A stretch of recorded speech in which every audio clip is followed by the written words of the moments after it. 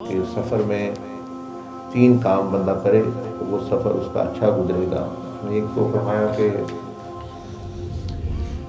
کہ اپنا زاد راہ جو ہے یعنی دوسروں پر بھی خرچ کرے، یعنی اپنے پاس کوئی کھانے پینے کی یا کوئی چیز ہے سفر میں لیتا ہے چیزیں بندہ،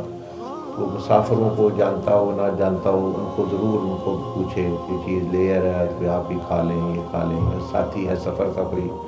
تو اس کے ساتھ بھی جو ہے وہ اس کو بھی شریک کرے اپنے کھانے میں، اپنی کوئی نعمت ہے اس طرح کی۔ دوسرا فرمایا کہ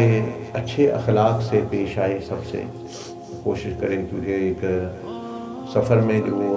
مسافر ہوتے ہیں پڑوسی ہوتے ہیں، تو اللہ پاک نے جہاں پڑوسیوں کا ذکر کیا ہے وہاں مسافروں کا ذکر کیا کہ جو آپ کے ساتھ سفر کر رہے ہیں بیٹھے ہیں، تو وہ بھی ان کے حقوق پڑوسیوں والے ہو جاتے ہیں اچھے اخلاق سے، یعنی ان کو خوش کرنے کی اور اچھی باتیں اور جو ہے یعنی خوش کرنے والی باتیں، مسکراتا چہرہ مطلب یعنی وہ یہ رکھے اس طرح۔ اور تیسرا جو ہے یا تو مجھے یاد ہے وہ فرمایا کہ بحث مباحثے سے ایسی باتیں کرنے سے پرہیز کرے، ایسے موضوع چھیڑنے سے پرہیز کرے کہ جس سے بحث ہوتی ہو۔ تو کئی لوگ عادت ہے وہ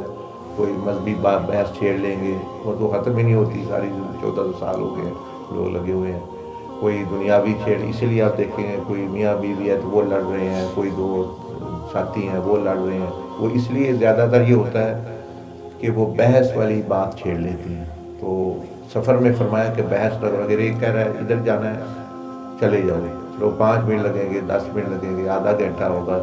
لڑائی ہو گئی تو وہ سارا ہفتہ سارا سفر خراب ہو جائے گا۔ تو وہ تھوڑے دیر صبر کر لینا اور بحث مباحثے سے بالکل پرہیز کرنا، کوئی ایسا موضوع ہی نہ چھیڑنا، یعنی آپ فارغ ہیں یا وہ باتیں چھیڑ لیں جن میں لڑائی ہو رہی تو وہ بالکل قطعاً ایسی باتیں نہ چھیڑیں، بلکہ تو یہ 3 آداب سیدنا علی رضی اللہ تعالیٰ عنہ